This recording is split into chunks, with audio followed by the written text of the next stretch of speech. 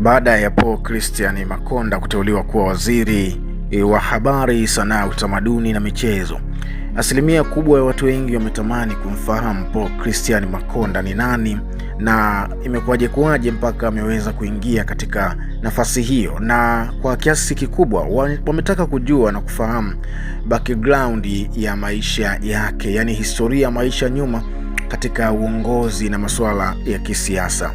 Kufuatia maelezo hayo na watu kutamani kuweza kutaka kumfahamu zaidi huyu mwanasiasa ambaye ameteuliwa kuwa waziri wa habari, sanaa, utamaduni na michezo, nikaona si vyema kama itakuwa vyema kama nikakuletea historia fupi tu ya maisha yake ya nyuma kabla hajatoa nafasi hii ya kuwa waziri wa habari, sanaa, utamaduni na michezo.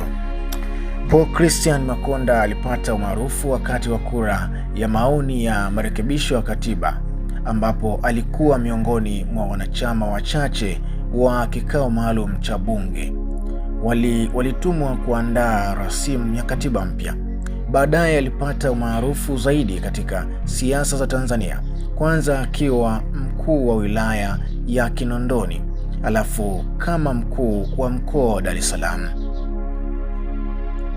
Salaam iliyoko nchini Tanzania chini ya Rais wa Jamhuri ya Muungano wa Tanzania wa awamu ya 5 John Pombe Magufuli. Makonda akiwa mwanasiasa mwenye utata na mbabe katika siasa za jiji, mara nyingi akikosoa upinzani, kuingilia uhuru wa vyombo vya habari na kupiga vita vitendo vya ushoga na ukahaba jijini Dar es Salaam. Pia akiwa mstari wa mbele katika kuchukua hatua mbalimbali za kuboresha taswira ya jiji la Dar es Salaam, kupambana na umasikini. Mnamo Januari 2020, Marekani ilitangaza kwamba Makonda na wanafamilia yake wamepigwa marufuku kuingia nchini Marekani kwa tuhuma ya kukandamiza haki za kibinadamu. Mnamo Oktoba 22, 2023, halmashauri ya Chama cha Mapinduzi CCM ilimteua kuwa katibu wa halmashauri kuu ya CCM Taifa, itikadi na uenezi. Mnamo Aprili 2024, aliteuliwa na Rais Samia Suluhu Hassan kuwa mkuu wa mkoa jijini Arusha baada ya John Mongella aliyekuwa mkuu wa mkoa huo na kupewa majukumu mengine.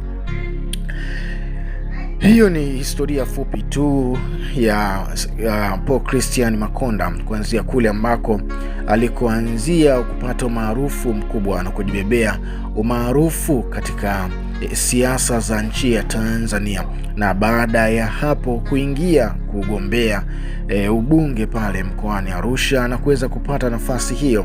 Hapo sasa ndio safari ya msimu mpya wa siasa ukawa umezaliwa mpaka hii leo tarehe 9 tunavyozungumza. Paul Christian Makonda ni waziri wa habari, sanaa, utamaduni na michezo.